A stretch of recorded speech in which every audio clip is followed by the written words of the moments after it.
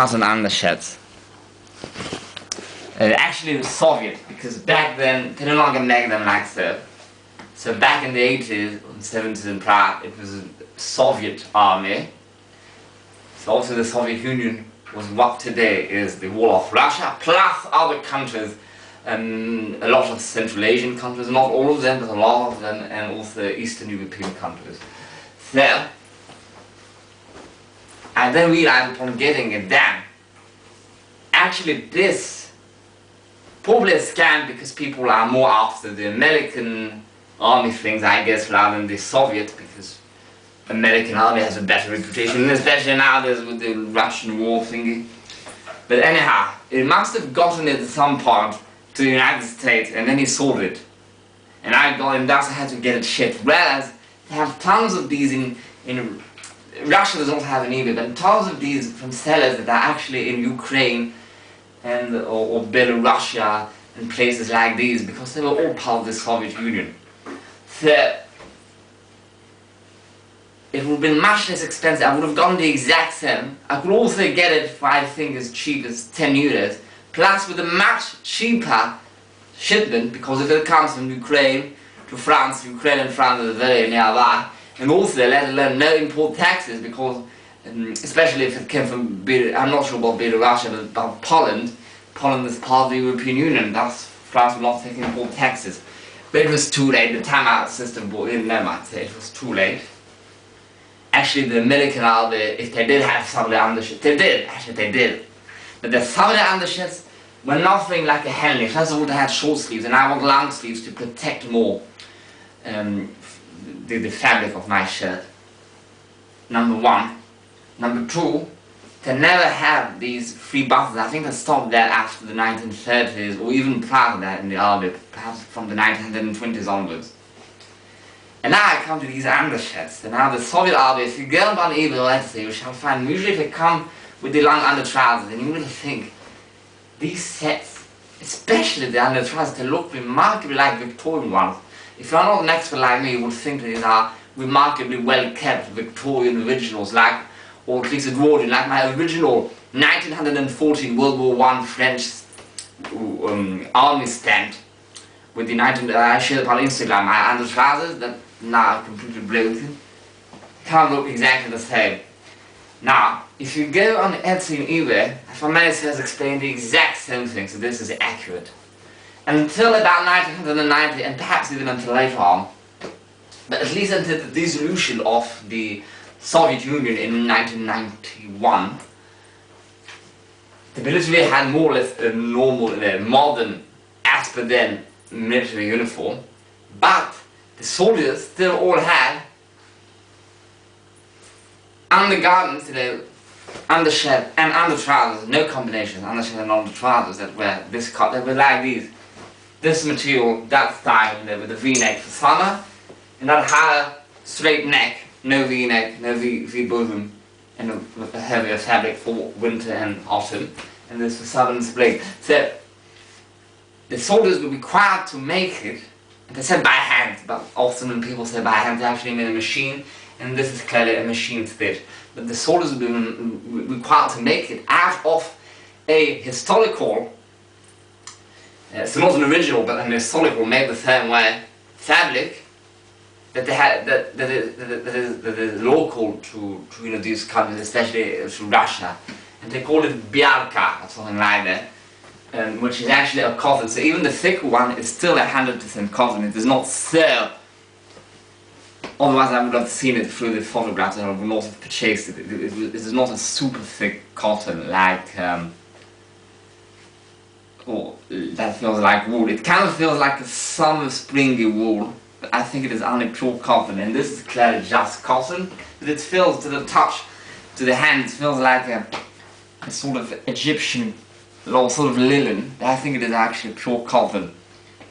And so, these, if you do not want to make it yourself, you have to body make it, and you have to go through a ton of trouble to be more accurate as per the 1890s than these two, because you may find these two super easy on eBay. They have tons of stock. You may even purchase 100 stock per 100 both undertrousers and undershirts. I actually could not find the undershirts alone for sale, but I discussed it with the seller.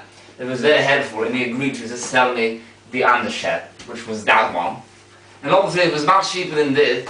I think the initial price was a tad cheaper, it was 22 euros, because this was $25. But then the shipment was next to nothing. It came from, and it was from Ukraine, but it was not that expensive.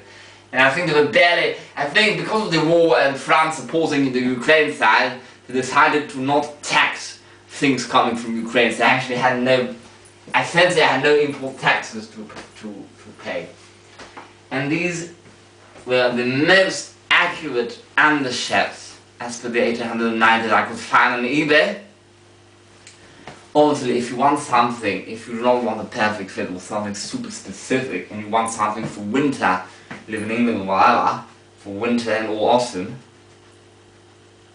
you might get away with it in spring if you live in Western Northern Europe. Get actual originals or close to originals, you know, from the 1920s or the early 19s. They even had some that may have dated from the very late 19th century, as I said. But if you want something, and also they are new, these are unworn old army stocks that are about 40 to 30 years old, and sometimes older, 50, they could be up perhaps to 60 years old, that would be rare. And I will come to the analysis of these undershirts, but what I was saying was that basically, first of all, if you're into army stuff, these are collector's pieces because they are unworn. They have the original, Soviet tags written in Russian language, which I can't read, and besides the tag is fading away. But now these have no, so if you may easily find, damn my watch. Well, I have to pause in a second, I have to fix that.